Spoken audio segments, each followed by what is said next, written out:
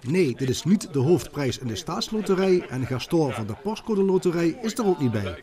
Burgemeester Luc Wienans van Brunsum heeft tijdens de onlangs gehouden Limburgse Bestuurdersdag deze mini voor een maand in bruikleen gewonnen. Laat Limburg pronken met zijn innoveren.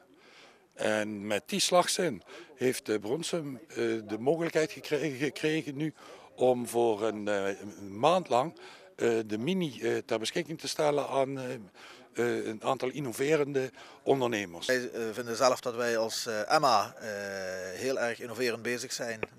Niet alleen met onze producten, maar ook op de manier waarop wij met onze organisatie omgaan en met onze mensen. We zijn innovatief en het is alleen maar mooi dat wij vanuit de gemeente, vanuit de initiatiefnemers die dus hier aan bijgedragen hebben, ook als innovatieprijs en innovatief bedrijf met zo'n mooie auto mogen gaan rondrijden.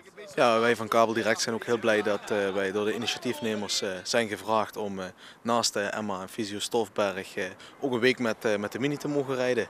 En dat heeft ermee te maken dat wij natuurlijk ook innovatief zijn op het gebied van onze producten, bezorgopties, afvalmogelijkheden. En dat is de reden waarom wij drieën zijn gevraagd. Leuk en aardig zo'n prijs natuurlijk, maar ja, wat moet je nou met zo'n auto? Ten eerste trots op zijn dat je erin mag rondrijden. Ik denk ook trots zijn dat je als Limburgs bedrijf daar de sier mee mag maken. En vooral laten zien wie je bent.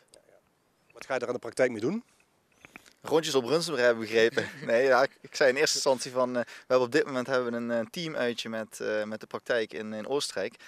Mijn broer en ik die rijden na. Ik zei van, nou, dat is een mooie mogelijkheid om nu even naar Oostenrijk te gaan, maar dat was toch niet de bedoeling. En Reuts heeft vast en zeker al uitgerekend hoeveel kabels u in deze auto kunt verstouwen. Ja, daar moeten er toch heel wat in passen. Het is niet meer de mini zoals vroeger. Kan je een ruzie maken over wie wanneer gaat rijden?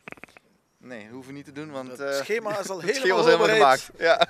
Eerst maar eens even een proefritje met z'n drieën dan. En dan blijkt toch dat instappen achterin in zo'n kleine auto niet altijd even makkelijk is.